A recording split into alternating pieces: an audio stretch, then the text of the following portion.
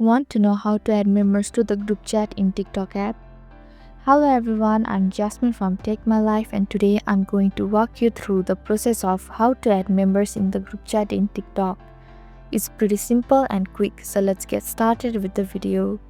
Firstly, tap on the TikTok app on your screen.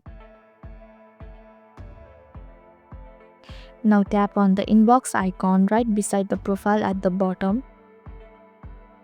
Then tap on the group chat you want to add members. Here you can see add members option right below the change name option.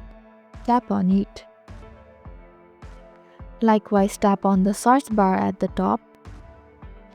Here type the username you want to add to the group. After selecting the person, tap on the add button at the bottom. So this is how you can add members in the group chat. Thank you for watching Take My Life. Hope this video was helpful.